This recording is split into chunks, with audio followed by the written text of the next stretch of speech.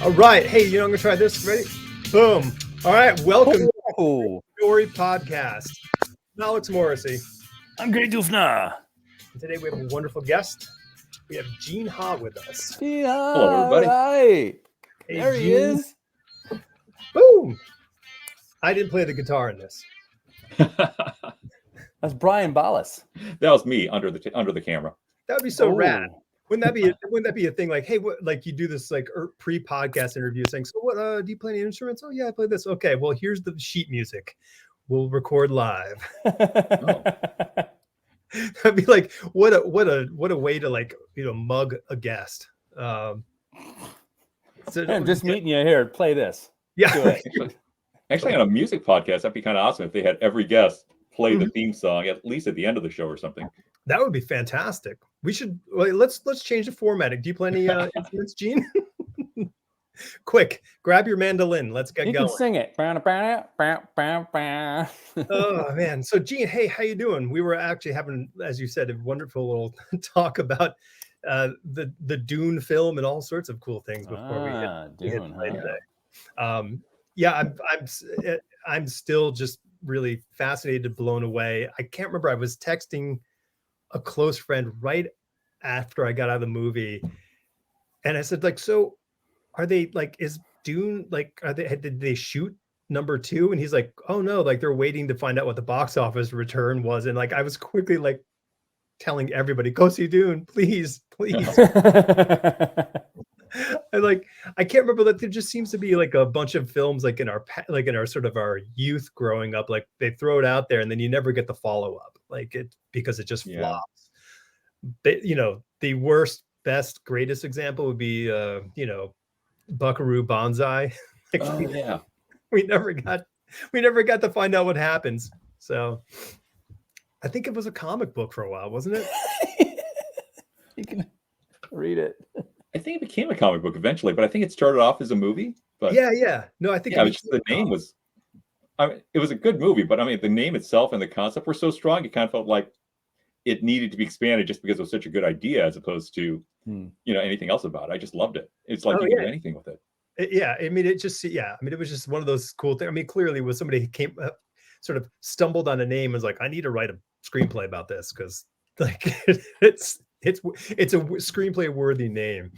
So where are you in this nation of ours, Gene? I live outside Chicago in Berwyn, Illinois, which if you watch Svengoolie, you've probably heard it used as a punchline. Svengoolie. Wow. Yeah, Berwyn. That's me. That's where I live. Nice. I love Chicago. That's actually one of my. That city is unbelievably cool. You have C2. You have C2E2 this weekend. Weekend after this weekend. So yeah. Okay, so it's coming up. Are you going? Yes. I will be Artist Alley, table K9, one of the easiest ones to remember. Nice. Yeah, that's super easy. You might. Everyone's gonna all the Whovians will come up to you. They'll be like, hey, no, I'm a comic dude. So I hear you're gonna be the next Doctor Who. Yeah, right. Oh yeah, no, that's true. I actually did hear you were going to be the next Doctor Who. We'll just keep that rumor rolling. Yeah.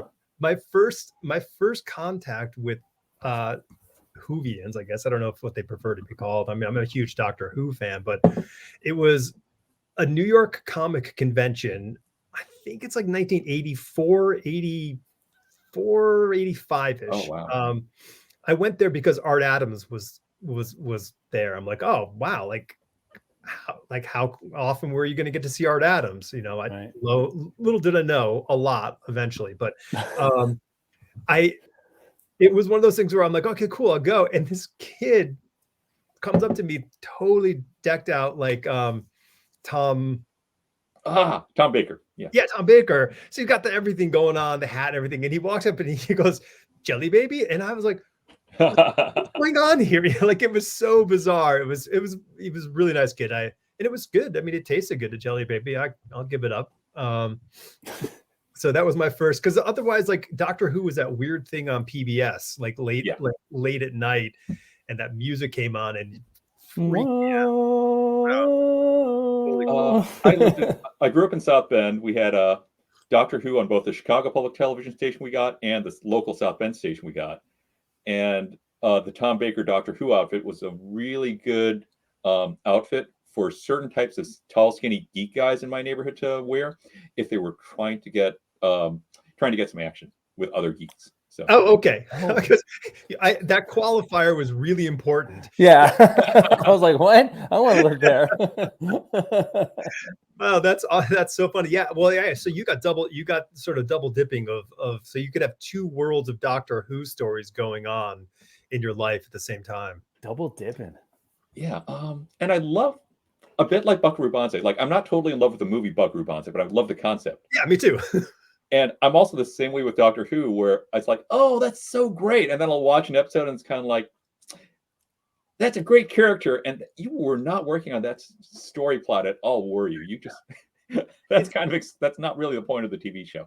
No, I don't think so. I mean, it's a lot of that sort of last second solution kind of stuff where, you know, like he's been holding this secret card the whole time. You're like, all right, well, cool. But, you know, but I think, yeah, definitely. But, you know, the actors have always been Doctor Who, have always sold, you know, the character so well that you kind of get on board for the fun and excitement. Yeah. Oh, wait, do I have a sensible explanation for every season of Doctor Who? Oh, hit me. Okay, so a bit like Murder, She Wrote, Doctor Who's a person who goes from world to world and era to era, and somehow wherever he shows up, some type of cosmic threat shows up that's trying to destroy the world. Yeah.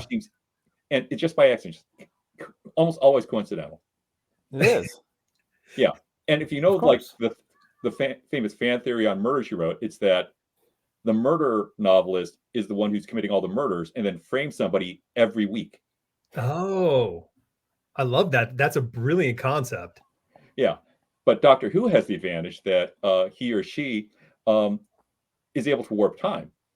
So Doctor Who loves to be a know-it-all, loves to impress their companion with being able to fix any situation and knowing everything about the situation, even though he's never met them before.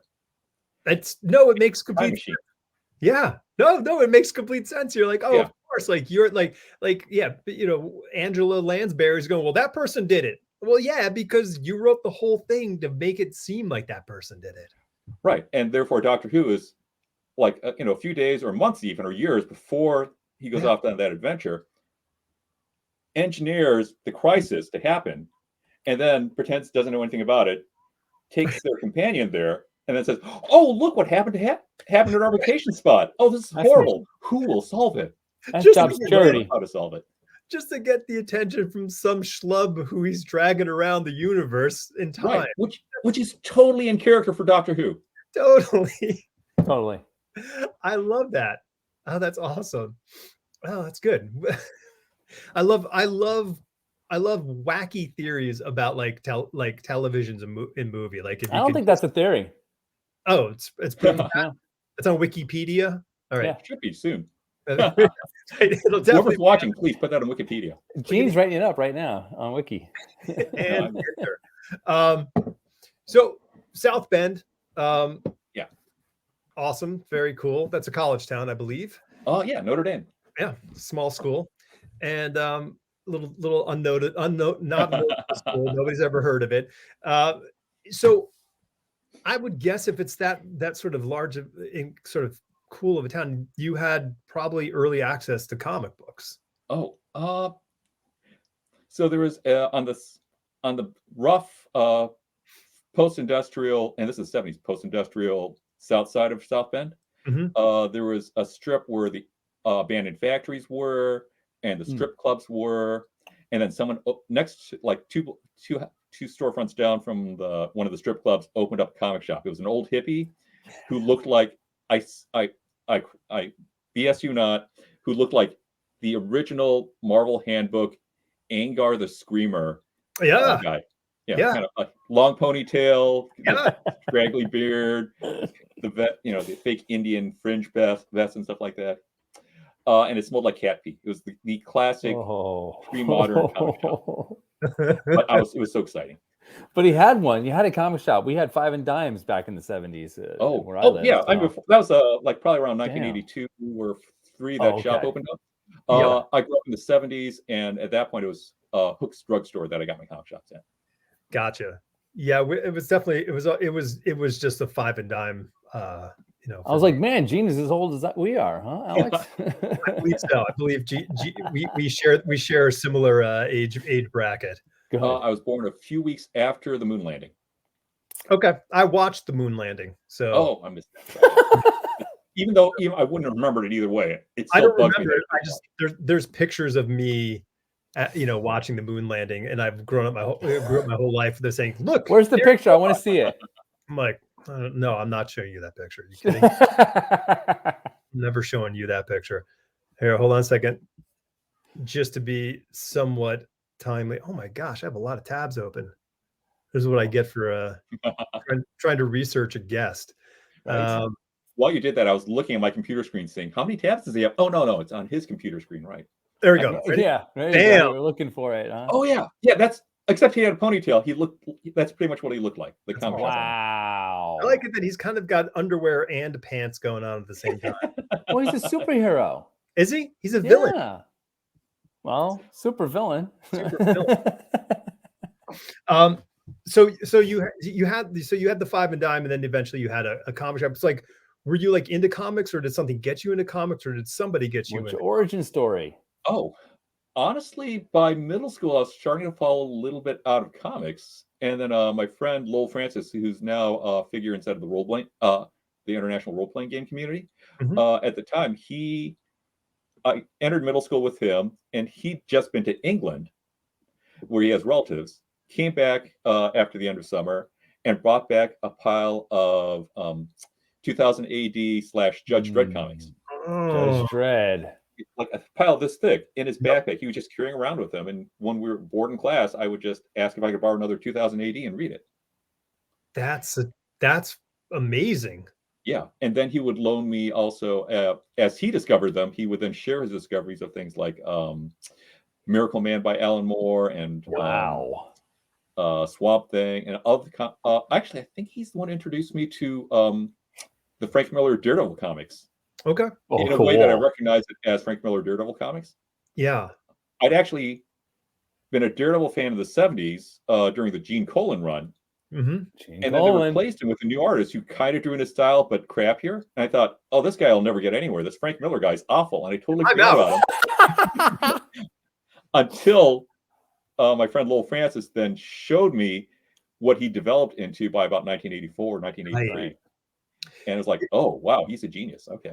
Yeah. I mean, I wasn't there like when, Frank Miller first started, like I got those issues pretty quick, but it was probably within the first year-ish, maybe right after the first year is when I started picking that book up, because that was around the time that Sienkiewicz was doing Moon Knight. So there was kind of that those guys were kind of really burning, some coolness into the comics on characters that nobody seemed to care about. But that was that's but man, those, to be able to get your hands on those 2000, like to see those 2000 ADs. Oh yeah, and they were printed on such crappy paper. Oh, really? American expensive. Wow. Yeah, it's but that's got to be, I mean, what a because like for me, comic books didn't have much of a sort of like they didn't exist outside of whatever the American sort of realm of comic books were. So like to get an idea that there was something greater out there, which probably, I'm going to guess, opened your mind up to indie comics, probably, made it easier to accept that. Like for me, I remember my buddy handing me like, I don't know, it was like Nexus number 1 or 2, and it was black and white. And I was just completely outraged that there was no color. Like I couldn't get it. So yeah, because I mean, like, because Gary is a huge fan of Mage, and so is Gene. Yeah. So I read it on his wiki. Oh, there you go. Like another comic that Lowell Francis introduced me to. So yeah. Yeah, and it's like, and I didn't get into that stuff until I got into college, because that's when I met people like Gary and Phil, who's not here today, but those guys are like, oh no, you got to read this stuff too, and then you read it and you go, oh my, like it was so cool. Such a good comic. Yeah. So the best thing about being in Notre Dame wasn't so much that it made it culturally hip enough to have a comic shop, which I don't think Notre Dame really was what caused that so much.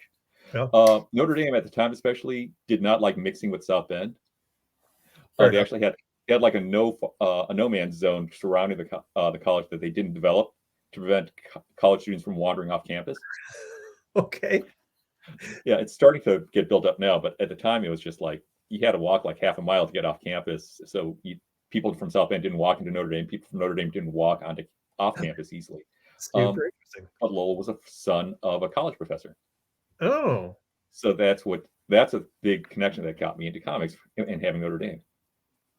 Oh, okay. Well, that's super interesting. And your facility as an artist is phenomenal, but like, were you that way early, or were you were you just like the kid who could draw and like everybody was like, get Gene to draw it? Kind of. There was almost always somebody who was about as good at me inside of any school I've been in. So in middle school, there's another kid named David Collada who drew a little better than me. Mm-hmm. And I was always competitive, like, I'm going to become better than David Collada. My older brother could always draw better than me. In high school, I didn't take the painting classes and stuff like that. So, I mean, and I didn't get the right. Yeah, I was just persistent. I wasn't the most talented. I was just the most persistent because everyone else found better things to do eventually. Well, that's the thing. Like the persistence is a huge thing. Like, I mean, because you can have a great sort of learning curve where you can kind of pick something up and get like 80% good quickly. It's that pushing past that 80% and what's the drive to get there, you know? And if it's humiliating David Collada, then like you definitely gotta do that. And David Collada is we're both from South Bend, but we're both Chicagoans now, and he's doing great things that have almost nothing to do with art. He's an advocate for controlling the rather corrupt Illinois public utilities. Okay.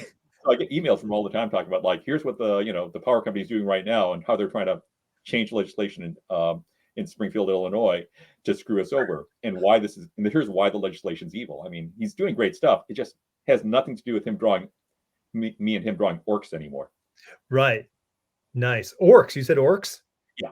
Nice. Yeah, we once did a competition where we both drew the coolest orc we could, and frankly, his was a little better. Oh no. Son of a bitch. So, no, he's good, but he found better things to do, other things to do. Maybe he could portray the utilities people orcs in his newsletter, and that way people can bond with that, and he can get his chops back. Oh man. I don't know, maybe just pass that one on to him, Gene. Maybe we'll re-envision the whole battle against corruption in one cartoon. Yeah. Okay. Well, I don't know how many kids are like watching a show, because there's like advice I give to kids about going to the arts and stuff. Yeah. Like people who haven't graduated from high school yet. Essentially, if your goal is you want to become rich and famous and you want to do it through art, that is just a horrible plan. Yeah. I'll second that. Especially the rich part. Yeah. I mean, you can make it if you work hard, and you can possibly make a really good living, or not a really good living, a good living in art. But you really don't. If you want to make a good living through the arts, you probably don't want to do it by being an artist. You probably want to do it by owning a company that hires artists. Yes. So business skills are really useful. Yep. And if you really want to get into that actual making of art, you have to be willing to make less money and suffer for it, and sometimes struggle to even get a job, and still think, at least I'm in the arts, so it's worth it. You have to love it so much you're willing to fail at it a lot of the time. Totally. I've always like sort of likened it to the big thing that you can kind of, I guess, pull away from it is that it's being an artist or a creator of any type is typically not a scalable enterprise. Yeah. So you can't draw 2 comic book pages a day. You can't draw 10 comic book pages a day. So the hard part, or I should say at the same time. So that's the hardest part about the whole thing, is because you can be incredibly gifted and talented. Like you could be Adam Hughes, but you can't do 3 Adam Hughes covers at a time. Like it just doesn't work that way. There's a reason why people still speak in reverence of how Jack Kirby was able to do a whole issue in 3 days or 3 or 4 pages a day, because that doesn't happen. He's the only one. I think Ron Lim was the last comic book artist who like could crank pages out, just like, oh yeah, Ron did 6 pages for us on this book. And you're like, what? In one day, but it's like, but it was just like, I think I had this epiphany, like, I don't know, like a month ago talking to somebody. And I realized like my model for drawing comics when I was doing it was completely wrong. It was get up and draw a comic book page a day. That was the model, because that was what you were told was what that's expected. We expect you to do a page a day. Okay, cool. What I didn't say my model was get up and draw a comic book page by 5 o'clock in the afternoon. And that was like, so you don't give yourself that framework to say, oh yeah, like I need to be done and have a life, versus, have dinner and then go back and work for 4 more hours or whatever the hours, demand. And the interesting thing about like being an artist and of any type is that as you do it, the more you do it, the greater your facility to do it. So you get better and better. And that doesn't always mean you get faster and faster. It just means that you're like, oh, I can now see that next level and you start, so you can focus in on more things or detail or whatever that is. And that costs more time. It typically doesn't go like, oh, I know how to simplify this and do it faster. I mean, because you're a detail guy. Like your work is, it's pretty detailed, man. Was that always your like model, like for you? Like were you always like, I gotta like get in there? No, but it's partially it's funny how the direction I went in was shaped by the stories that were coming out when I broke into comics in the 90s, or like around 1992, 94. And it tended to be this was essentially before movies could do things like blow up a city and make it look convincing. For the most part. So it was still, if you wanted to do an epic story like that, comics was the place to do it. There weren't a lot of other options. And so things like Akira was like a big example. I saw that a little before I broke in, or read that a few years before I broke in, and it was like, wow, this is amazing. And we can only do this in comics. And then I began getting the stories where like, one of the first stories that grew was a Green Lantern issue where essentially I blew up Coast City / San Diego. So I found like a real book on aerial photos of California, found a really good shot of San Diego, and then I did not trace, but I drew that photograph pretty much, and then drew giant explosions in it, destroying San Diego. And it was only much, much later that I realized, oh, that's the hotel complex where they have San Diego Comic-Con. So yeah, I blew up San Diego Comic-Con in comics. It's one of my first jobs in comics. Nice. How prophetic of you, right? It blew up in a different way, in a good way. It totally did. I remember going out there for the first time, and I just remember everybody saying like, just be prepared. Like this is 94-ish, maybe one out there. They're like, just be ready, because nothing on the East Coast was that large yet. It just hadn't happened, and it was mind blowing. I first got there in 1999, and I promise you, every year since, people will always be nostalgic about how San Diego Comic-Con used to be 5 to 10 years before. Right. And if you go like I went in 2019, and people were still like, 10 years ago, wasn't this crazy? Yeah, right. Totally. It was I mean there was some homespun charm to it. You would like, it's like, oh, you want to go there. You just somehow got Clydeen Nee's phone number. Oh yeah. However, and you got her phone number and you called her and you said, hey, can I get a table in Artist Alley? And she's like, sure. And that was it. Like there was little to no, song and dance in the matter. So it was a different time. If anyone who's younger than us wants to know what comic conventions were like around 1997 or 1995, for the most part, go to a local swap meet.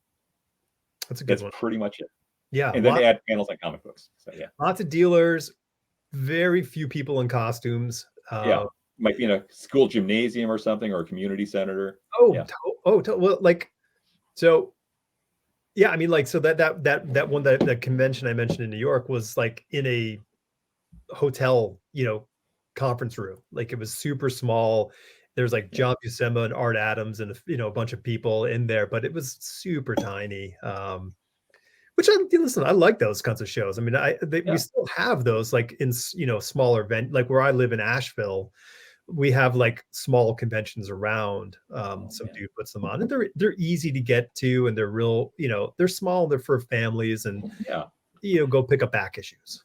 Yeah, it's I just yesterday I was writing to the Minnesota Comic Book Association, saying, hey, if you're interested, I'd love to be a guest again at your at the MSP Comic Con in Minnesota, because it just has that feel and it's just so much fun, and it's literally under the concrete bandstand at the Minnesota State Fair. Wow. Yeah, no climate control, which is usually fine for the time of year they hold it, but when it isn't, it's hilarious. Yeah. And it's just, it's like you said, if an artist contacts them, like especially local artist contacts them and says, hey, can I just get a table? Sometimes they'll just say, if they have an extra table, they'll be like, sure. Or, it's a small fee if it is, I can't remember, but it's really neighborly. We used to, so early on, hey, pro tip to anybody trying to get into conventions, like the smaller scale convention. I remember this. So when we were in college and right after college, so it was right around right before I got into the business. I remember, so we would go around, we'd go to the shows, and this is the New York Comic Convention, which became New York Comic Con, and we would just sweet talk our way into the thing without paying. So we'd find like what we thought, like, hey, these girls are cute. We'd go start talk up the girls, and then they would give us the stamps to get in, and then we'd walk around and we'd look for empty tables, and then we'd say, hey, can we sit here? And they're like, they would look at the schedule, like, yeah, there's no one here. You can have the table. We're like, okay, great. And we'd hunker down and we would just like sit there for the weekend and have our version of a comic convention. So, so you can make, you can hustle your way into a comic show, I think. It was, I don't know, like it's a great vibe. I mean, comic conventions are a great vibe because there's nothing nicer than seeing the light in the eyes of people who love comic books, and even if they don't love what you do specifically, the fact that they just love comics and they want to talk about the comics and they want to get in, and I always think, like, on my side of it all, like when I went to conventions, young, and how excited I was to see comic books or whatever, and how that sort of paved that path of whether it was to become a professional or to become a person who's just a lifelong fan of comics. I think they're great. Yeah. I should mention, I think I was either a freshman in high school or maybe in middle school still when I went to my first comic convention, and it would be many years till I went to another one.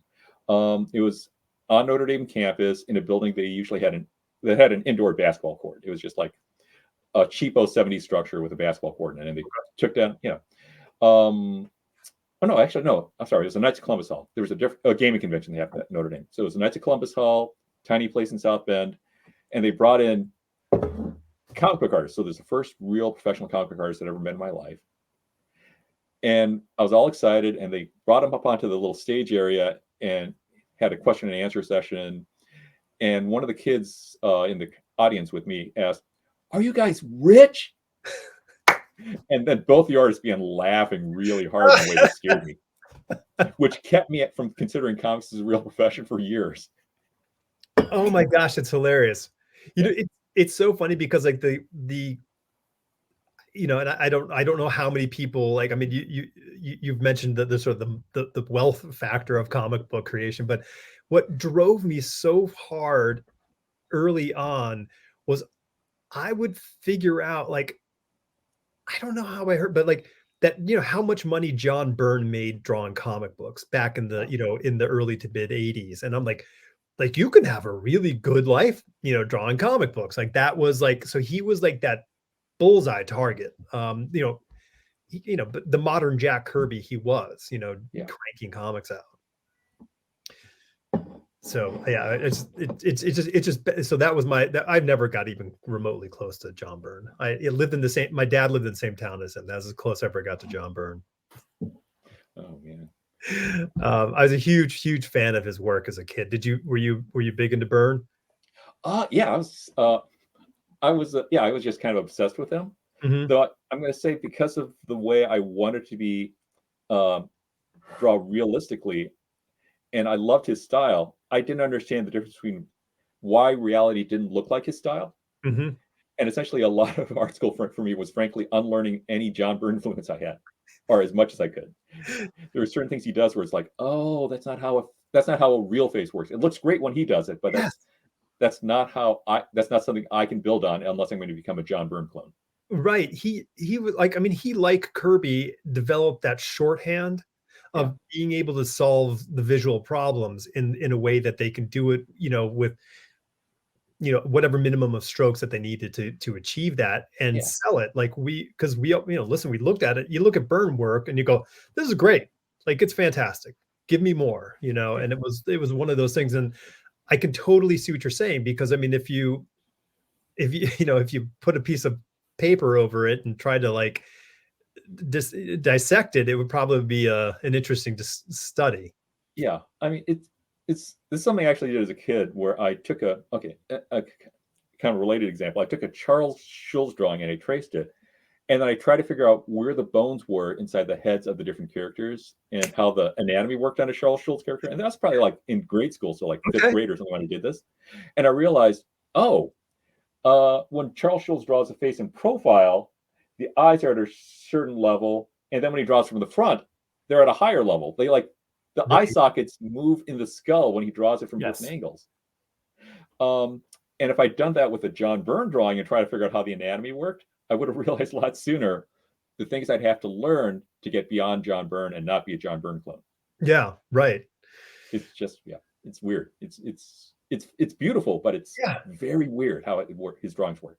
No, it's true. And but I mean, like John, like he really fired off a whole generation. Like our generation got fired off, with John Byrne, X-Men, and in Fantastic Four, like that kind of along with maybe Perez doing the Teen Titans and his run on the Avengers, like those kinds of books at that time, like just fired this this what we'll call the image generation, like for better for worse. Well, okay, I'm going to mention I was also a huge Sienkiewicz fan at the time. Okay. I saw his New Mutant stuff and I just completely fell in love with it. And I realized he wasn't drawing comic book characters. He was drawing people, which I had not really seen much inside of comic books at that point. I mean, he draw things in an unromantic way, like in a not idealized way, but still make them look beautiful. Mm-hmm. So he's still a foundation. The stuff I learned from him in high school is still a foundation I can work on expand on today. Yeah.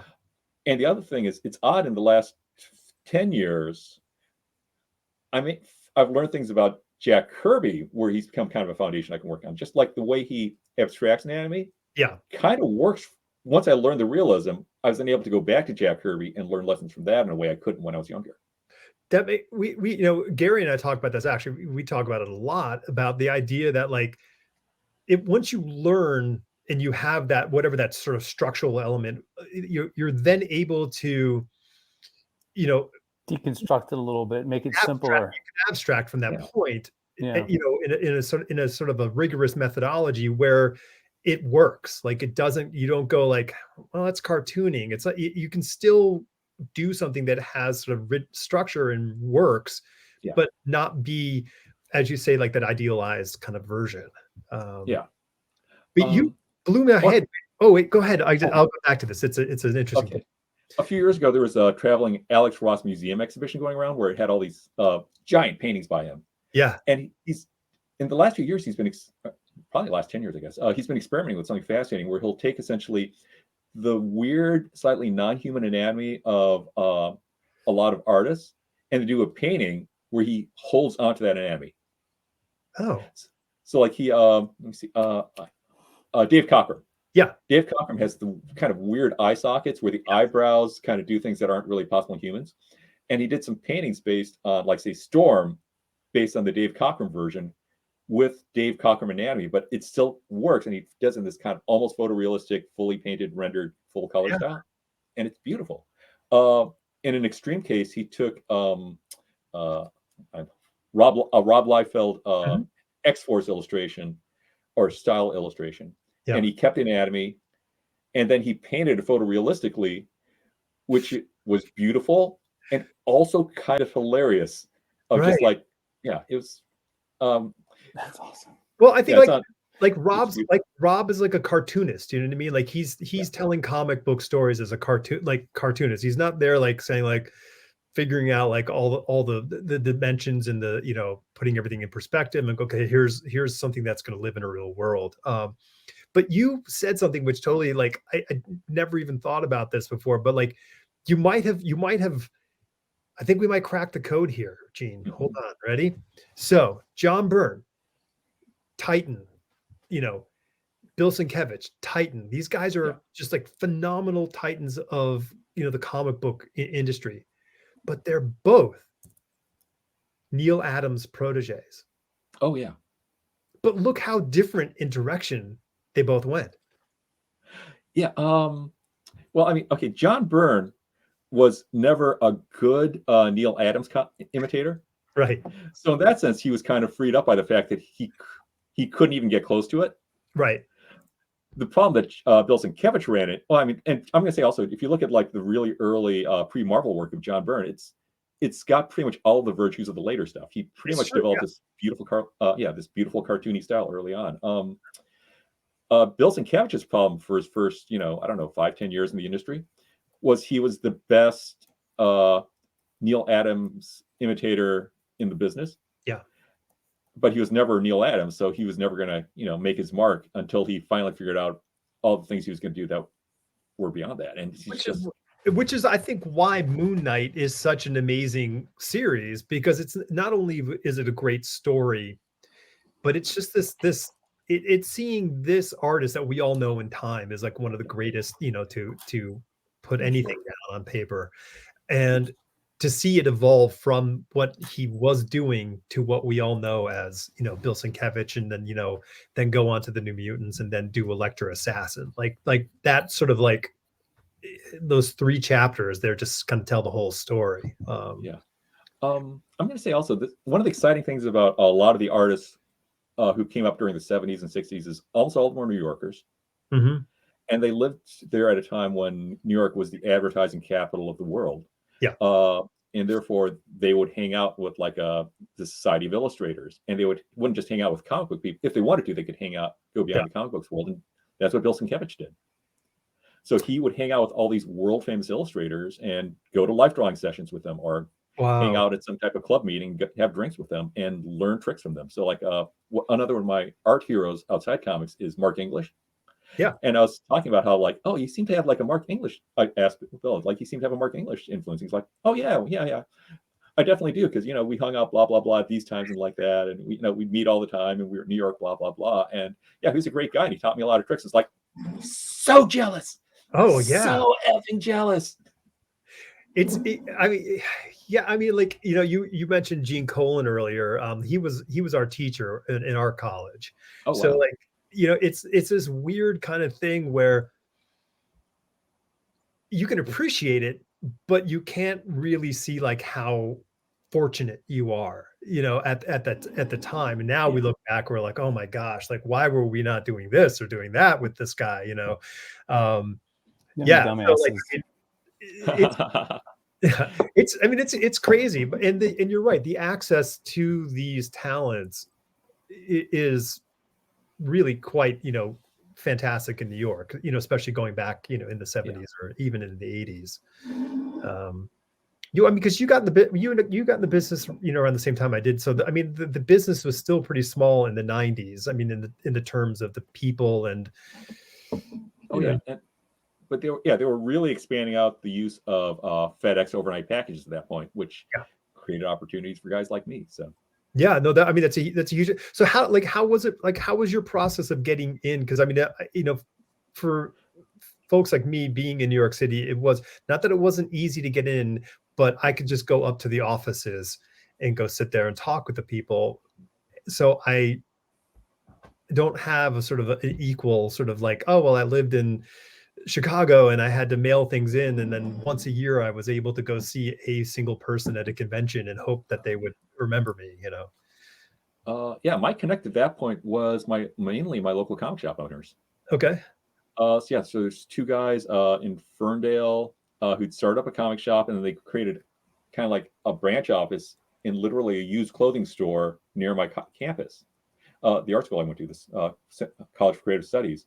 So I went to this place where you could buy cool used leather jackets, and there was a guy sitting next to a bookshelf or kind of like a magazine rack with a bunch of comics on. It was like, what's this? Mm. And it's like, oh yeah, I own Comics Cafe. I'm the co-owner of Comics Cafe in Ferndale.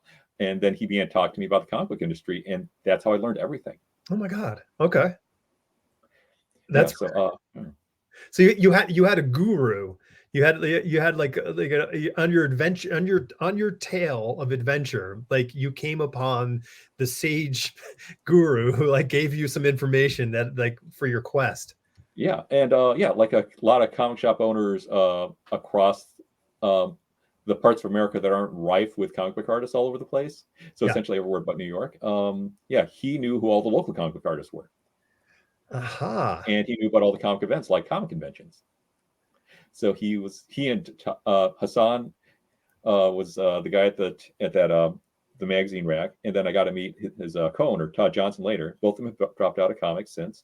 But yeah, they just hanging out at their comic shop and chatting with them, chatting with other customers, a few of whom were comic book artists and stuff like that, was my in to learning about how comics work. Oh, that's amazing. Okay, that's cool. And then so did you like, I mean, so you were sending in submissions, you know, to well, okay. One of the first conversations I had with Hassan was asking, wow, but can you make a living in comics? Because I was still under the impression from middle school that you can't. And he's like, oh no, people are actually getting rich drawing comics nowadays. And he began explaining the royalty system. Aha. And it was like, oh, well, I don't need to make that much money as much as, you know, Jim Lee or Rob Liefeld. But if I can make a fraction of that money, I can make a good living, and I don't have to do paintings for shopping malls anymore. This is before I graduated, but I'd already started my commercial career. So yeah. And then sent in my samples to Marvel, and as my backup plan to DC. Marvel sent a brutal rejection letter. Oof. Awesome. Yeah. Form letter. But I deserved it. I should mention I wasn't quite ready yet. Right. But then I got lucky that the editor at DC who saw my stuff was Neil Posner, who wrote back and said, "You're not ready for DC, but I'd like to see more stuff." Mm-hmm. And he mentored me through mail and over the phone until I was ready. Yeah, Neil was a great, super great guy, huge heart. I'd have been in the business, I think, for 2 years. And somehow, I guess one of the editors made copies of whatever my pages were and handed them to him. And I ended up getting a rejection letter from Neil, even though I was working for DC at the time, which was hilarious. So I thought that was pretty funny. I was like, I guess that's not, I guess he doesn't think I'm ready, but who knows? Maybe I wasn't ready. Yeah. I should also mention, I never got to meet Neil. Oh no, really?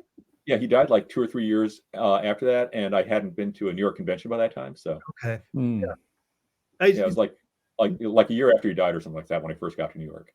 Yeah, he was super, super nice guy. Like just really just like, you know, as sweet as can be. And like, I think it's just the mentoring part. Like he really did care about like, you know, I think he was just empathetic, you know, to the people trying to get into the business, and which is important. Yeah, no, I remember seeing your stuff. I mean, I do remember seeing your stuff showing up like in mid 90s. And I remember like, you know, instantly hating you.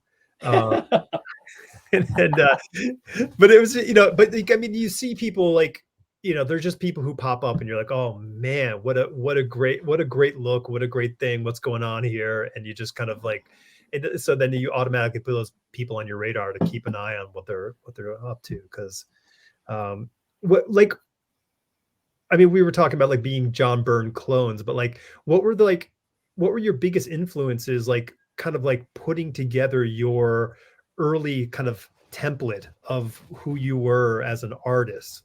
I mean, Matt Wagner was a big influence. Cool. Bill Sienkiewicz, though, he felt kind of out of reach as an influence sometimes, but I always kept him in mind. Mm-hmm. And he still kind of feels exactly the same distance out of reach. Essentially, the more I know, the more I understand how good he is. Yeah. Actually, and this is an interesting one. 2 years before I seriously tried to break into comics, I had some Barry Windsor Smith comics, and I Ooh, began trying to imitate his style, but adapt him to my own style. yeah. And then I finally got to a point where it's like, oh, I think I've got it. It's my style, but it's influenced. It has some of the virtues of what I like about Barry Windsor Smith, but it's mine. Yeah. And then I lost the drawings. I couldn't find them. Oh no. So if I hadn't lost those drawings, I would have turned into a very different artist. So But there's a Rosetta Stone artwork out there? some of my friends did have copies of it. I found out later, photocopies. So I was able to see it, and I was able to kind of see the path I didn't take. But it would have been a lot more fluid ink lines and stuff like that, and kind of bolder Barry Windsor Smith cross hatching instead of kind of the choppier, harsher cross hatching I developed when I did break into comics. But it's funny. I mean, it's funny. The second you said that, I can actually see what you were talking. Like when you mentioned the Barry, the Barry Windsor Smith part, like I could totally see like where like there are elements of that kind of feel, like how he like creates sort of like renders a texture, like in black and white over something. So I can see that. But it's but I mean, but how heartbreaking it is it for you to like, I guess at the time to go like, I've lost the key. This is this is my map. That's hilarious. Yeah, it's interesting. I mean, I was very big into like the forensically sort of dissecting artwork. Like if I would like, see somebody's work and I'm like, okay, how are they constructing this? How are they getting to this final result? And that was always a big learning process for me. Did you do that kind of that work? Some of it was okay. So at the time I broke into comics, what we eventually would at the time call the image style was just literally called the style. Yeah. And Kevin Dooley was when he assigned me my first inker, said, "Oh, hey, your new inker can draw in the style." And it's like, this is back when we used to have phone conversations with editors, and I said, "The style? What is the style?" And he had explained it to me, and it's kind of like, and I really didn't. I liked some artists in the style, but I didn't want to become part of that style. Yeah. The Rob Liefeld, Jim Lee, Todd McFarlane style of inking and cross hatching and stuff like that. But I did figure I wanted to kind of do that three-dimensional punch, that kind of, the feeling of fully formed roundedness that came from doing cross hatching.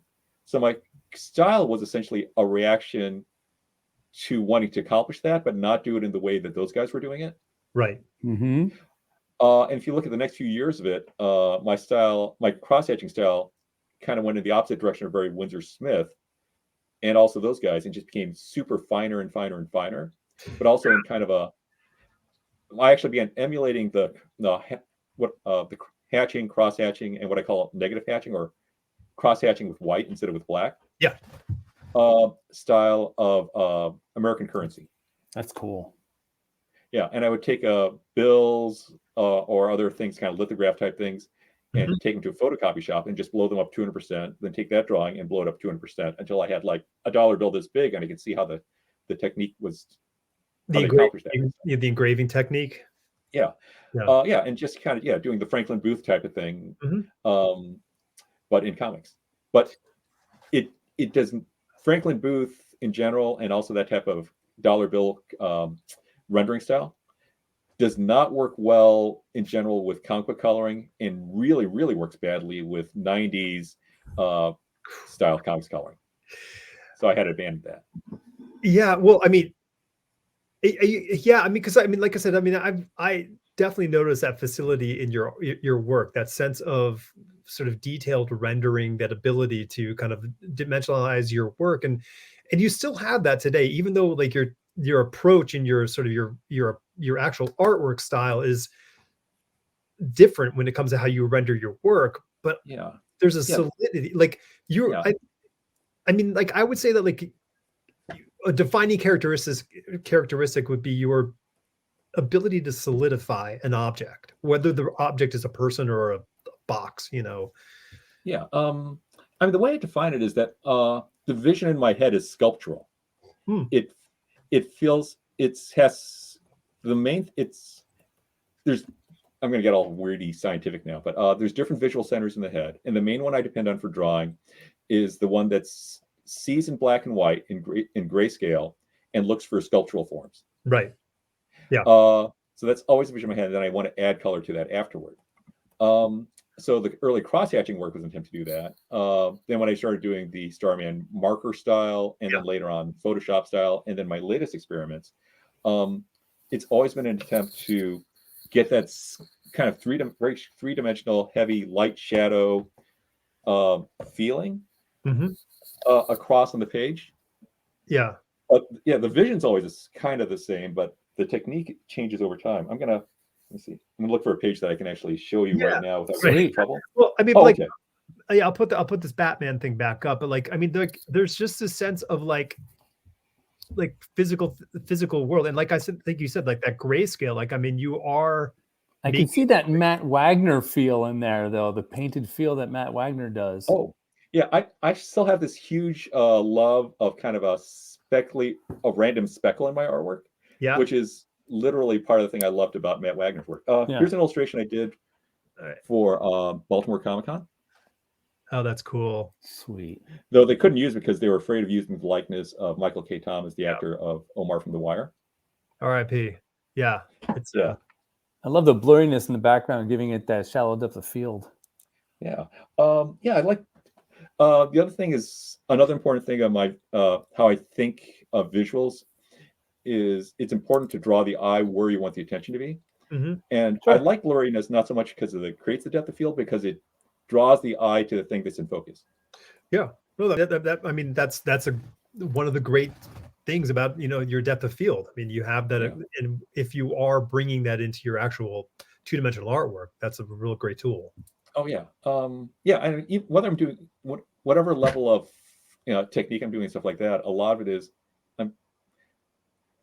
I know enough artists, genius artists, where I can say I know somebody who's better at me than almost anything, at almost any specific skill you can name, and some artists who are better at almost everything than me.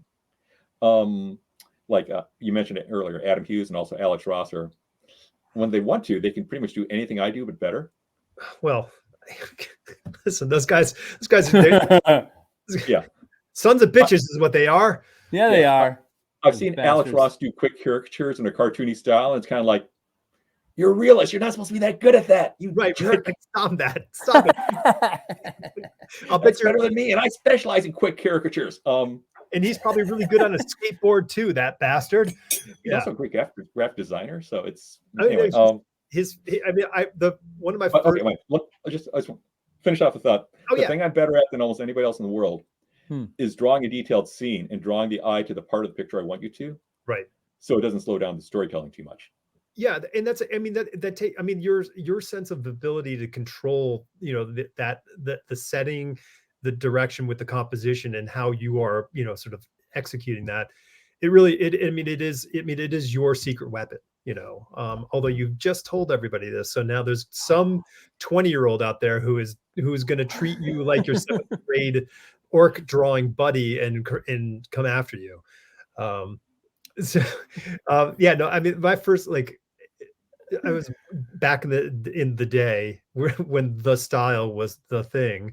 I was hanging out with Dave Johnson at his place, and he and Alex Ross are close buddies, and Alex had made an action figure of Dave, like in a blister pack, made all the card artwork and everything, and shipped it. And Dave had just opened it up like that day when he got it. It was unbelievable. And like, this is the guy who we're all going like, man, like he can do anything. So he's terribly talented. Speaking of Adam, have you, and I'm sure someone has said this to you, but have you guys collaborated so you can do an aha piece?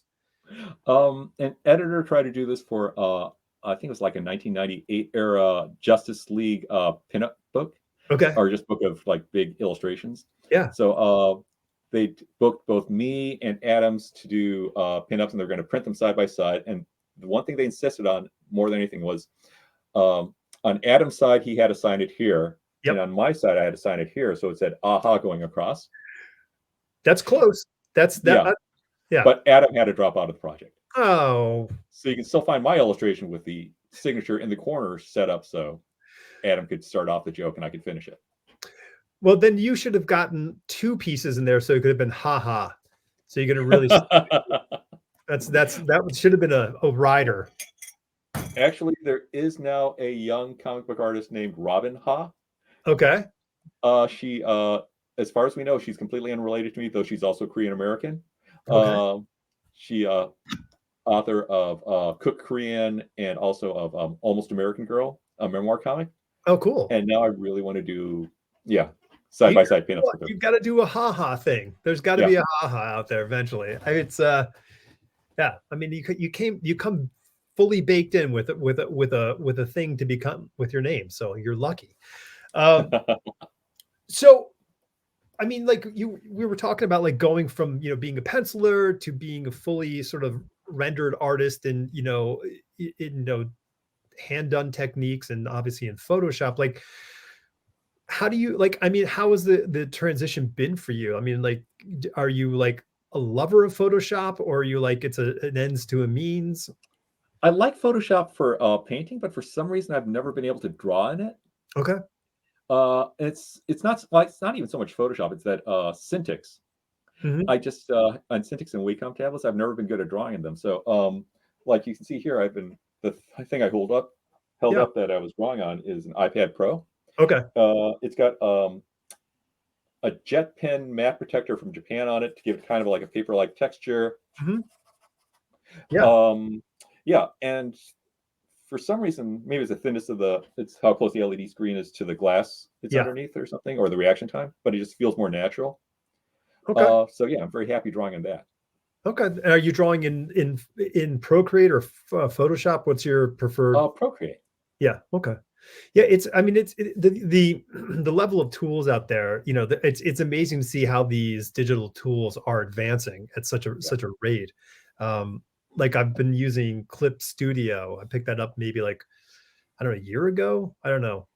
I can't remember anymore. I mean, we lost a whole year of our lives, so I can't remember whether it was last year or the year before. I don't remember. But that, like, as a tool goes, like for drawing, I find that to be a much more preferable tool for drawing than Photoshop was for doing that and for inking. Yeah. But Photoshop has so many sort of tools that work for coloring that I really still prefer that as my go-to. Yeah.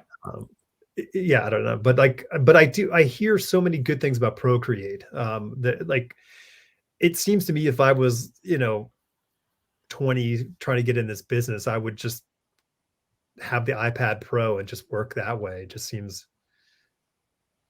Yeah. Oh, I should mention also, in physical media, I really like depending on having thick, thin control with a brush tip.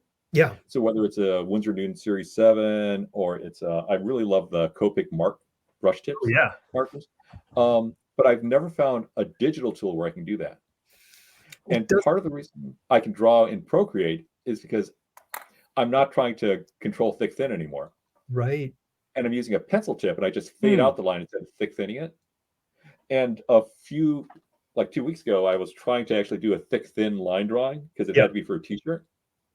And I realized, oh man, I hate this. I hate trying to do this on an iPad Pro. I can show you the illustration here, and it just killed me trying to get it done. Because this is for a science fiction convention. I drew their mascot. Yep.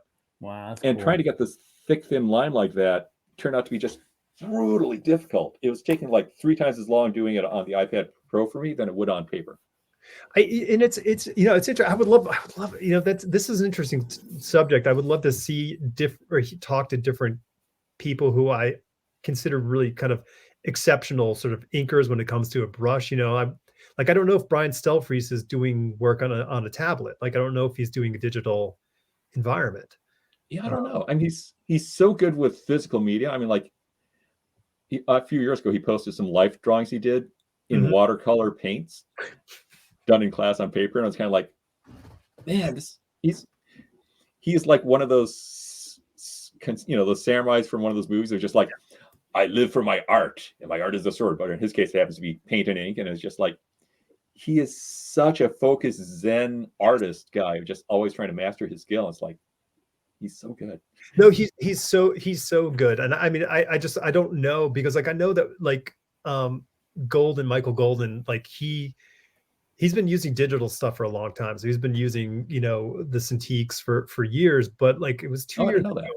Yeah, so 2 years ago we were talking. He's like, I'm getting rid of my table setup, and I was like, I'm just going to go onto an iPad. And I was like, oh, okay. So like he was all excited about this whole thing, and then like 6 months later, I'm like, so how's that going? And he's like, I did like 4 or 5 covers, and he's like, nah, I don't like, I'm not doing it anymore, because he was having a hard time getting the files to sort of be press ready for the way that he wanted them to be press ready. Yeah. So, because they don't have the same sort of control that like Photoshop does. Like you can really do a lot of pre-press work on Photoshop. So, but he was still getting like the line work still looked like golden line work, but once again, he's at a different level than the rest of us mortals. So we just kind of have to go, okay, so you're doing your thing and we're all beating sticks against rocks here. Yeah. I cannot draw in the classic Gene Haas style on an iPad Pro. I can still kind of copy it on paper. Though it helps if I draw bigger now because my eyes aren't the same, but yeah. Oh, dude, what's up with that? That's not fair. Like this, that's not fair. When I was in my probably about 35, 36 years old, I was talking to my optometrist saying, you think it's too late for, I feel like LASIK technology's got good enough. Maybe we should do it in a few years. I was holding off until it got good enough. And he's like, well, if you want to do it, you better do it now, because in 4 years, your lenses are going to harden your eyes, and it's not going to be any good. You're going to still have to wear glasses. And it's like, what?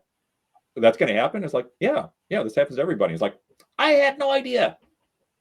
And then it turned out to be true. And like a few years later, I got into the bifocal. I don't have my bifocals with me right now, but I'm wearing my drawing glasses. But it was like, oh man, yeah, I can no longer just lean in close to the paper to see the detail, and that killed me. That was the basis of my style early on. I mean, like having that sort of ability to get like, that micro lens focus 2 inches away from the piece of paper. Because like, I mean, like, you're sitting there at your drawing table drawing, and next thing, like you sort of like stand back and you can look at yourself, and like you have moved your head right up against the stupid, piece of paper, and you're like, I'm like, sit back, relax. It's like zooming in and zooming out in Photoshop. Yeah. But in real life, the thing is, I mean, if I do it now, if I did it then, I could just see in super detail. Now, if I lean in closer than the focus of my glasses in my eyes, it just gets blurry. I'm just looking at super close, and that's blurry. Exactly. So it doesn't do any good. Though it does strike me at some point, maybe I'll go back to physical media if I get some of those jewelers magnifying glasses, and just with 3 different magnification levels I can put on it. You become like a character from a French, like film at that point. That's fine. I can become the eye engineer from the original Blade Runner movies. Exactly. That dude. That guy was great. I felt so sorry for him, man. They were so like, do you think he lived? Do you think they killed him? Oh yeah. Okay. Yeah, once they took off his jacket, he was just doomed. So yeah. That's true. That was no good. Yeah, because they started pulling the hoses off his jacket, and he was done for. That's a sad story. We should have that. That's a sad story. So you also, like, you've mentioned it, and I'm gonna veer here because I'm curious. You've dropped these little things out there, and I will throw it out there. And I am a longtime gamer, and when I say gamer, I don't mean using my thumbs. I'm talking about rolling dice, character sheets. I'm talking LARPing, when LARPing even wasn't considered uncool. It was unknown. And so I'm an inveterate. I haven't gamed much anymore, but I'm a longtime gamer. So many of my friends are in the gaming industry. It's silly. Were you a gamer, or are you a gamer? Like, what's the... Yeah, I was a gamer even after I dropped out of comics for a little bit in middle school. I stayed as a big D&D fan. Then actually one of the things that drew me back into comics was also the publication of Villains and Vigilantes. Oh yeah, super role-playing game. Yeah. Yeah, and then for a few decades I fell out of role-playing games after I got into comics, but then I got back into it a few years ago, and after I get done with my current deadlines, I am going to play a big D&D game with my friends and murder the assassin who killed my aunt. Oh, wow. Vengeance. Vengeance will be yours, Gene. Yeah. I'm a halfling rogue. Oh, okay, cool. Yeah, I have like my gaming buddies, from college are always like, we got to get the band back together, kind of thing. So maybe I'll do like a long weekend kind of thing. Oh, wait a minute. I should mention this also. So part of the problem with doing a role-playing game is getting somebody to volunteer to be the referee or the game master or the dungeon master, who's going to prep the adventure, make the maps, create the stat blocks for all the non-player characters, the GM characters. And the current new thing inside of tabletop role-playing game design is no prep games. Oh, really? And essentially the experience is a bit like being in a TV writer's room, where everyone sits around the table and contributes to the situation, but you each have a character, and each character has kind of like listed, say, drives, flaws, things that energize them, things that suck energy from them, and stuff like that. So like, it's like you have a character who's like bursting with secrets, and therefore, if you want to recharge your character so they can do cool things later, you have to make an embarrassing confession to another one of the players. And it's which is a bit like a TV thing, like, oh yeah, this character's theme is that he has to come up with do whatever. But the part of the design of these games is nobody preps anything. You have like some prompts in the game, and then everyone builds what the adventure is while you're sitting around the table. That's super interesting to me. It's sort of similar to LARPing in the terms that like there is nobody walking around with you saying, you see this or you do that or this is what happens. Like you kind of you're with people and everybody's kind of interacting, but then they send out NPCs that you do interact with. But I love the idea that's fascinating. We're gonna have to look that up. That's pretty cool. Okay, so I mentioned my friend Lowell Francis earlier, who brought me back to comic books when I was in middle school.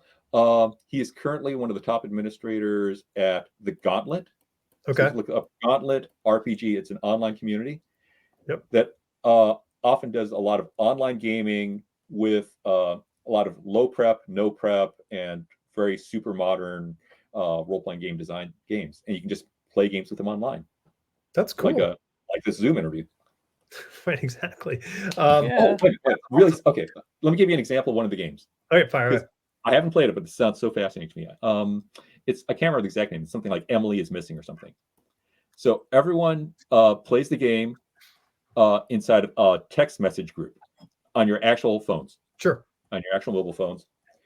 And essentially the game starts with a prompt that everyone gets a role of like Emily's best friend, a boy who has a crush on Emily, Emily's older brother, sister, whatever.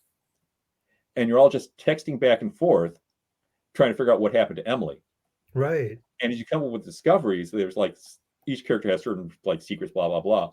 You spend like an hour or two just texting back and forth what you discovered based on who your character is and what your secret prompts are and stuff like that. Yeah. Developing the situation. There's no GM. You're just, again, texting on the phone, and it just gets very tense apparently, and it's super dramatic. Oh, that's cool. It's like those what a murder mystery party thing, but now it's like you're only in the text world, which that's kind of cool. And and the limitations of texting, which was where you can't really read tone so well. So it probably helps with what you were saying, that whole tension factor. It probably gets ratcheted up. Yeah. And because of the prompts in the game, I haven't played the game, but everybody has secrets. For sure. Right. So you can't totally trust anybody else in the game. Right. That's pretty cool. I love mysteries. Like, I was blown away with Knives Out. I love this kind of, that kind of world of, whodunits and all that kind of junk. So that's cool. I'm going to look it up. I'm going to find out these no prep games and see, and then find another way to waste my time. Again, it will be less time wasted than say a Dungeons and Dragons game. Yeah, it's a great way to waste your time, Gene, is to run a Kickstarter. Because good lead in. We launched our Kickstarter on Thanksgiving, and it goes until December 25th. So we have like Thanksgiving to Christmas, and it's an overload to say the least. And like we're not even going for broke. We're just like, hey, we just want to get $1,500 to get this comic book out to people because we made a real fun comic with a bunch of people. I'm going to tell you some, you know this, but I'm going to, for everyone else out there who doesn't know about running a Kickstarter, the rule of thumb for a Kickstarter, and this may have gotten even worse since I did my one Kickstarter. You spend at least a month before the Kickstarter prepping for it. Yeah. You spend the whole month of the Kickstarter running it. We're doing that. And then you spend at least 1 month, probably more, fulfilling the Kickstarter afterwards. And if you have like, say, a $70,000, Kickstarter that brings in that much funds, I kept on getting this reaction of like, when I did my Kickstarter, oh, you made a lot of money in that Kickstarter in just a month. And it's kind of like, it's more than a month. Yeah. And 80 to 90% of the money is just going to fulfill the Kickstarter. Right. There's almost no profit. Except none in your that's pocket. Just barely paying me for the time I'm putting into it. Like, you know what it is? You can just liken it to prosciutto. You're just shaving off a little bit of something that you can have, and the rest of it, goes back to the machine. So very much like being an artist. If you're being a Kickstarter person, is something you don't do because you want to get rich. You're doing it because you want to see something become real. I love this project. Yeah. Well, that's the thing. Like, this project came where it's the United Forces crash over. So with guests early on, Gary started drawing his characters into their comic book worlds. Oh, so so for Nick Cagnetti, who's in the book, he has a comic book called Pink Lemonade, and so like he would create what we were calling mosh-ups, where he would just mosh up his characters into these other worlds, and they were hilarious and they're fun. And then Gary is like, I don't think you even mentioned it to me. You're like, you're like, hey, I asked these people if they want to do a comic. I'm like, oh, that's a great idea. And so eventually we kind of got around to like talking about it and doing it. And, next thing you know, we have like, a story, which is 5 different chapters with all, with Nick Cagnetti, with Bradley Littlejohn for Wiltworthy, Blake Seals with Evil Monkey Man, and Amanda Semler with Yeti or Not. And it's like, so I wrote this storyline, which takes Gary's characters through an adventure of these worlds, and then let each creator do this sort of 6-page chunk of whatever happens. I'm like, here's what happens at the beginning. Here's what happens at the end. You figure out what happens in the middle. That's brilliant. Yeah. So it's a jam piece. That's great. Yeah, exactly. Yes. It's a complete jam piece, and it was a lot of fun. And so, it's up, and it's doing well. It could always do better. Yes, better. That's better. I think it's doing great. Yeah. So it's been a hoot, and but it's it is a lot of work. We're it is the most epic jam piece I've ever heard of. So yes. Yeah. Right. Yeah. So it's nuts. And I have a client of mine who makes it's a gaming company, Dwarven Forge. They make all these. Oh, yeah. So like my friend is the creative director for that. So I write copy for them for their stuff, and I also do some design work. Did you see the movie The Dwarvenaut? Mm-mm. Okay, you should check it out. Look up the Dwarvenaut. It's on Netflix, I think, still, but you can find it online. And I'm going to type that in and keep talking. Yeah. So I designed the title copy and the poster and DVD cover for that thing. And but anyway, they do all their annual business on Kickstarter, and so. I mean, listen, we're not asking for big chunks here, but these guys are doing, $6 million at a pop for their things. And the pressure, Gene, is unbelievable for those people, because it's their nut. This is it, but they do a great job. So I hope we have 1/1000th of their success. Dwarvenaut. The Dwarvenaut. Yep. There it is. Yeah. Yeah. So it's hilarious. That's the one there, and yeah, check it out. It's really good. Yeah, that's my logo type right there. That's me. I did that. So yeah, but speaking of, you said that you're going to do a game, but something is in the way between you and this game, and you've got a project coming out in the near future. Yeah, I think Phil Jimenez and writer Kelsey DeConnick just came out with, I believe it's just out. I haven't been to the comic shop It lately. is today. Oh, it is today. Okay. Wonder Woman Historia, The Amazons, Volume 1. Correct. Which is I'm literally one of the top best comic graphic novels ever from the American industry. It's amazing. It's unbelievable. Phil knocked out, like we had him on the show, what, 3 weeks ago, just knocked it out of the park. Yeah. It's literally as if Stanley Kubrick and Alexander McQueen got together and decided to design a comic book together with Kelly Sue DeConnick. That's beautiful. I love that. That's perfect. Yeah, it's obsessive and beautiful, and I've never seen anyone try to accomplish the ambition he had and the time he took to do it. He took forever to draw these pages. And he did it all on his iPad Pro, I think. Oh, I don't know. Yeah, he did it all on the iPad Pro. Like it's ridiculous. I mean, it is so bloody showy. I don't know what to say. I have no nice things to say about it because it's so damn good. No, I mean, Phil put everything into that. Yeah. And I got to be the guy who follows him onto the stage with Volume 2. Nice. Right. Yeah, your journey after Van Halen opened up for Journey on their 78 tour. So good luck. Yeah. So how like Kelly Sue's coming on in January, I think. So she's coming on to talk about the project. I guess we'll try to get everybody on, I'm going to say the story is just as ambitious as the art. She has a deep love for all of Wonder Woman's history, and she finds a way to pretty much integrate all of it into a story that changes the meaning of everything, every version of you've read before. God. You get to read the history again, but there's twists and gods in the background taking actions that change the meaning of every action. It is so heartbreaking. It is such a beautiful, heartbreaking story. It's just beautiful. Every version of Wonder Woman that's come before, except Zeus being the father. Okay. The movie stuff, that doesn't count. The comic book stuff all counts. Okay. So you're Volume 2. But you're not the Amazons. So what is your? It's still the Amazons, but it's Volume 2 of that. Okay. So it's the Amazons Volume 2. Okay, cool. Yeah, and then there's going to be Amazons Volume 3. And actually, I think Kelly Sue has talked about this publicly. If she ever gets a chance, she would love to do another trio of stories, and then another trio of stories. So there's a total of 9 volumes. Wow. Well, I mean, I keep saying it, and I'm a Marvel fanboy, but I keep saying it, is that DC, what they're doing with Black Label is really changing the game. They're doing what I think we'd always hoped Marvel would have done with Epic, in terms of taking their properties and doing something special with their properties. Like, while they made great stuff with Epic, don't get me wrong, it wasn't Marvel Comics.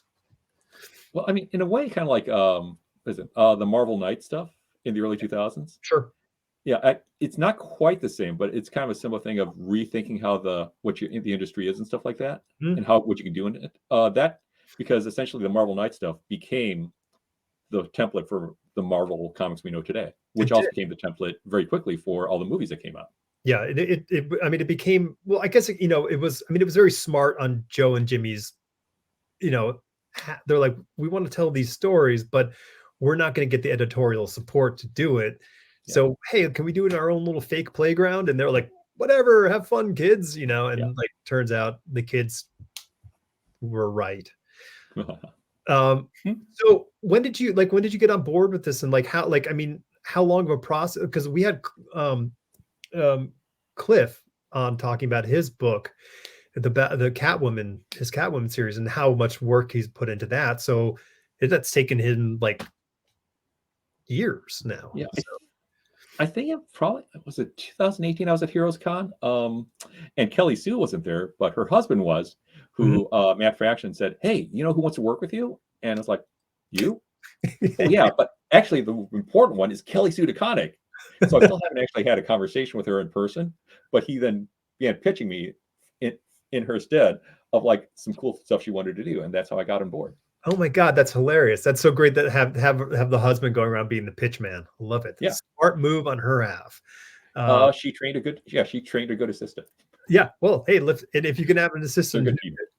as good with the words as he is, Yeah. that's not bad. That's fantastic. So you were sort of, primed, like he incepted you in 2018. And then like, so how did the whole thing come together for you? Like, was this a sort of a call on the phone with her and then a call on the phone with editorial? And It was mainly with her, and then once she it was, and mainly through email. yeah, And once she convinced me, like the scale of the project, that actually didn't take long at all. I mean, she just kind of described what she was doing, what Phil were doing, and it's kind of like, oh yeah. And I am also completely intimidated by what Phil's doing. And yeah, then I got to see what she was planning, and it was kind of like, man, this is all so insanely ambitious. And if you read volume 1, you can see part of the reason wasn't just that I heard their vision, it's that I got to see it become reality. yeah. And he already had like half the pages mostly done by the time I saw it, and it was kind of like, I've never seen a comic book like this. And in a way, this doesn't even feel American. It's just so It doesn't. You're right. melodramatic, epic, but beyond, kind of with a bigger, more heartbreaking story than you usually see, more thought out story, a more heartfelt American story than you usually get from a European comic book. Right. Yeah. I mean, it has the same trappings. There's a binding, there's pages, there's, Yeah. artwork on there, but it is very different feeling, than what we're seeing in general. Are you now? So, I mean, Phil only did the black and white artwork with a little bit of color work in there on things that like were sort of, he was figuring he would never be able to actually like say, do this. Yeah. Are you doing the coloring on this as well?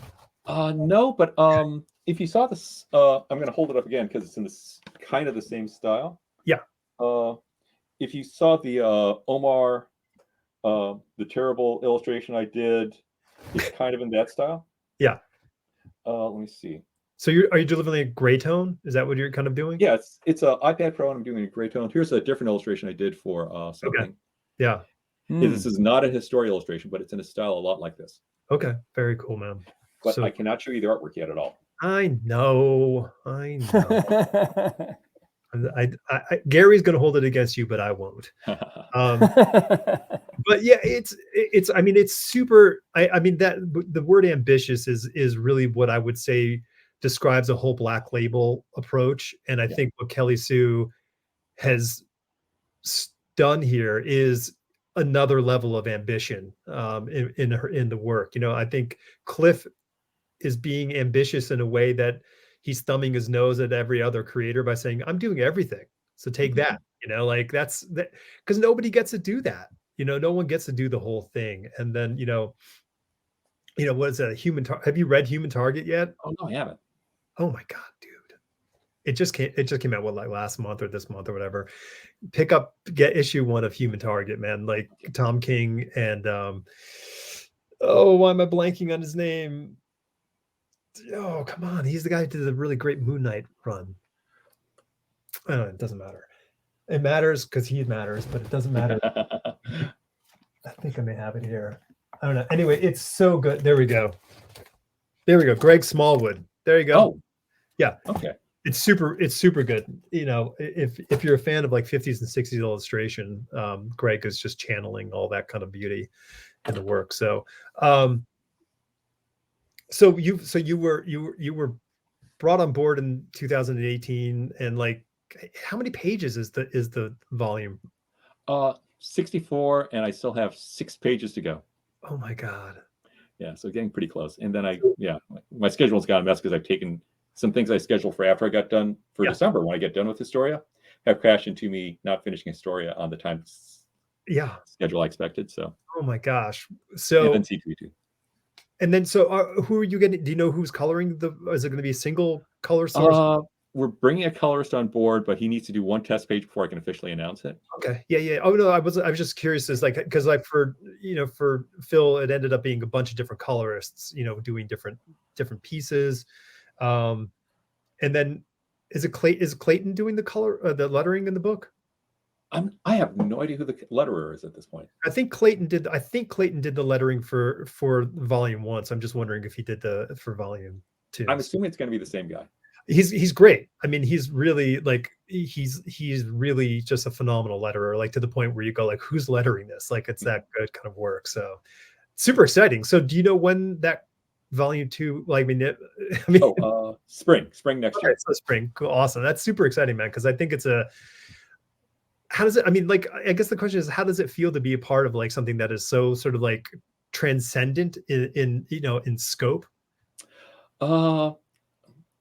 This is going to sound a little ridiculous, but I want to say this is honestly how I feel. I feel like I'm the guy, I'm one of the people doing the wiring inside the Apollo 11 capsule for the navigation system. Yeah. Where it's like the big star people are going to still be the ones who created Volume 1, Kelly Sue and Phil. Mm. And I need to make sure that if I screw up, the mission's going to fail at some point. So I need to make sure I don't screw up. That's a great way to put a lot of pressure on yourself, but it's also super clear. That's cool. So you wrote. So I mean, you've written stuff. You did May. May. Yeah. MAE. Yeah. Are you doing any more work that you're going to be writing? And not immediately. I was actually I was working on a project where I was going to write it myself. It was going to be for the middle grade or YA market as a graphic novel. Yep. And then I had a conversation. I was on a panel in Baltimore with a writer who does middle YA graphic novels. Mm-hmm. And she was so impressed with how she talked about stuff that I read her books immediately afterward. I'm not going to name the names, but if you really want to research, you can figure this out pretty easily from online resources. And then I read some of the books she'd done, and it was like, wow, she is not just talking the talk; she is writing the walk. They were fantastic. And I contacted her and said, "Hey, would you like to try to maybe collaborate on something someday?" And she said, "Okay, let's think about it." So we're actually going to hang out, hopefully at C2E2, and see if anything comes from that. Oh, so cool. Fingers crossed. But yeah, but that kind of blew up my plan of writing something myself, because I threw an idea at her and she's like, "Oh, let's play with that." But she will write it, and she will then twist it in ways that'll make it unrecognizable from the pile of note cards I have pinned to a piece of cardboard inside my studio. Whatever works. Whatever Which, works. if she doesn't do that, that would be wrong. It's her job to make it her own. Right. So if she decides to go forward with this with me. Yeah, we had Hope Larson on a couple of months ago, and she's just a brilliant, writer with her YA graphic novels. And we also had Rebecca Mock, who is our artist for a bunch of these. And it's a great great market, and I don't know what you want to call it, but I mean, like, I love the single story graphic novel. I love that we have these now. We need more of them. Like, we need more ways of telling concise stories to readers rather than just ongoing epics, which are fine, but I think we need to have both. And just having, and this is the dream we had in comics in the 90s of like, okay, there's a certain point where I can't remember his name right now, the guy from the Savage Dragon was arguing the reason we do superheroes in American comics is because it is the perfect subject matter for a comic book. There's nothing better you can do with a comic book than tell a superhero story. And yeah, you can try to occasionally people can tell a great story about something that's not a superhero in American comics, but it's not necessarily worth the effort, and I don't think it's where the industry's headed. And this was a serious discussion in the 90s. Yeah. And the explosion of YA and middle grade graphic novels now, we're like literally in a single year, 10% or more of every 10% of all graphic novel sales will literally be Dogman, Dav Pilkey Dogman graphic novels about a man with a dog head making poop jokes. Yeah. Yes. But it's brilliant. It is really well done poop jokes. It's good. Yeah. Well, that's I think it was one of those things where, like, when you do see things like the manga world, or you see the European world, like the breadth of stories that are being told is endless, and we need that here. Yeah, I'll say I love the European album market and I love the manga market. But something that's really important to note is both of those industries are shrinking. Oh, And really? they have been for decades. Yeah. It's Interesting. like Japan is literally running out of young people. Well, okay, that's true. You're right. Literally. Yeah, literally. Yeah. And that means you have less young artists creating brilliant ideas. You have too many people at the top management of comic book companies saying, why do we need to make opportunities for young people? You don't have enough young readers. Europe also, if you talk to a European writer, comics writer, or comics artist, they'll talk about how if you're not on a franchise of something like doing Asterix comics or something like that, yeah, it's hard to get a new property actually published in Europe, no matter how brilliant the idea. Well, let's hope America's the YA market, just keep sort of is the supporting, backbone for a while as we can, creators can develop more and more out there and hopefully, sort of challenge the paradigm.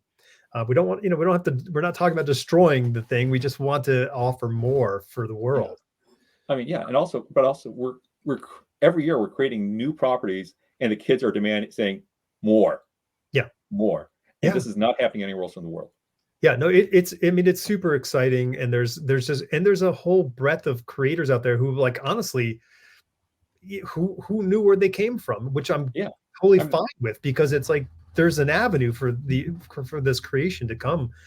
Well, we have all this sprouting of these new comics talents coming up right now who grew up on some superhero stuff, but also a lot of Raina Telgemeier and Jeff Smith Bone comics. Right.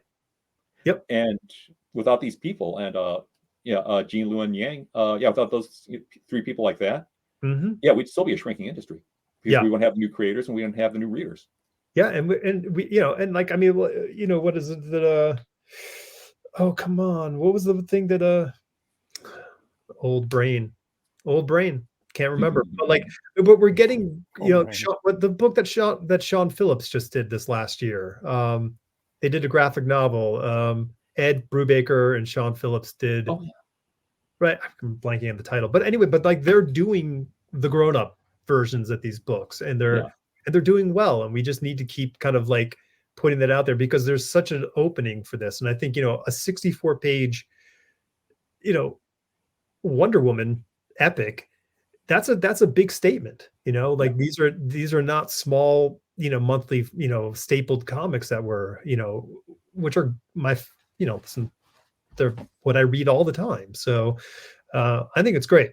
We won't hold you up any longer. Quick question: if you were an action figure, what 3 accessories would you have? Oh, well, I mean, somewhere in the studio, for reflection reference, I have a Silver Surfer figure. So a flying surfboard would be awesome. Okay, that's awesome. That's a pretty good one. Let me see. Action figure. Man. A small, tiny. Hold on a second. He's gonna show it. Yeah. This happens to be a bottle of sake, but it doesn't have to be sake. A small bottle of liquor. Okay. Small liquor bottle. Awesome. That's perfect. Flying surfboard, bottle of liquor. He's gonna be drunk while he's surfing. Well, it doesn't mean he has to be space. That's awesome. Okay, wait a minute. Also, there was one musician where I began following her career because I thought the first cover I ever saw of one of her albums lying around in a friend's room was so awesome. Okay. Nico Case's it's like This Storm Loves You. I can't remember the name of the album right now. Yeah. But anyway, she's on an old Plymouth muscle car, crouched on the hood, holding an actual sword. Do you want the card, or do you want the car or the sword, Gene? Or the girl? Oh, sword. So yeah, or the girl. The black, magic sword. Okay. I mean, or it could be a glowing baseball bat. That's even better. Okay, glowing baseball bat. Oh, now you're talking to me. Flying sword, and a bottle of liquor. Dude, that action figure is gonna sell gangbusters. I love it. That's fantastic. Well, that's sweet. So C2E2, K9, next weekend, not this weekend, but next weekend. Silver Surfer surfboard.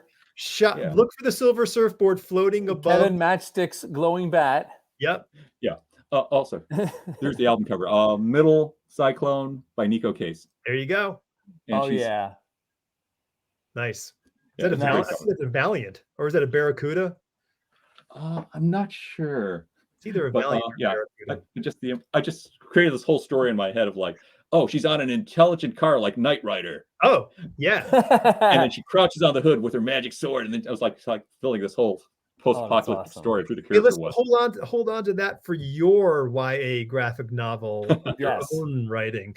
You're gonna write this. So, and then Draw it. everyone can look forward to seeing Wonder Woman or Historia Wonder Woman Volume 2. The Amazons reorder those words to the right order in your own mind in the spring.